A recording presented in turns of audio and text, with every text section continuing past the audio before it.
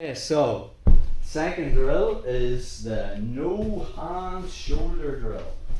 So how do we get better at using our weight distribution from side control? So we know initially if Tyrone's flat, I put all my weight just here. My chin is on the shoulder and I'm in my position. As he starts to turn into me, his left shoulder needs to come off the mat. So this is where I move my sternum from over his sternum to more towards his left shoulder, and I'm driving with my feet. Now, of course, by pinning one side, now Tyrone has an option to turn this way. This is why, from a bottom perspective, Tyrone wants me moving around, because it's hard initially, if my weight is in the middle, for Tyrone to turn into me or away from me. But once he starts to make that reaction and I move my weight to this shoulder, this can now open up the avenue for him to turn this way. So we need this ability to be able to control his shoulders, because initially he has to get his shoulders either one or the other off the mat to escape. He can't lift both.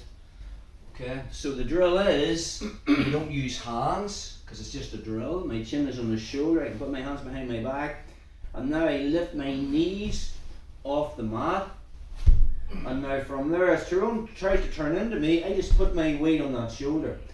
Now I'm driving with my feet, so if it's on the far side shoulder, my feet are driving and I'm here.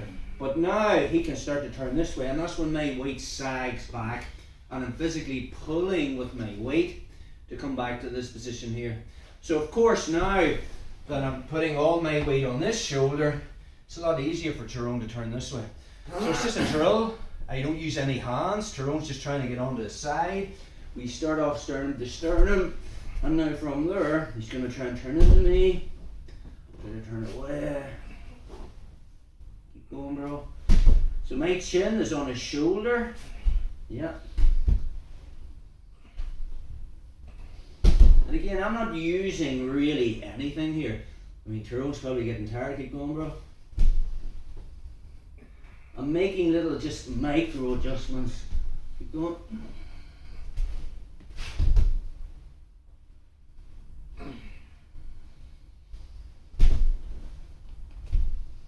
And the good thing about it, if I master this feel of being able to pin someone just with my weight, my hands are free. So at any stage when they come into play, I can start to attack with them. So we want to develop this skill of being able to keep him flat, just using our weight. Whenever he does start to get off onto a side, we transfer it. Now we don't want to go too far. That's another mistake. If I'm sternum to sternum and I move my sternum all the way over to the shoulder, from that position, there's probably a Heisman there, you can start pushing, yes. So it's just a little micro adjustment. Initially my sternum would be here where my fist is.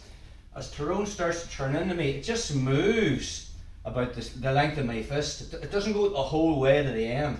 So now from there, with my sternum there, if I feel this one turning back, I don't have to travel as far. Because sometimes if you go way here, and then I feel Tyrone, yeah, I have to travel a lot of distance along the shoulder line. So you just have to, it's a feel thing, but if you put the time into this drill, it will get you better to develop that sensitivity on being able to pin the shoulders.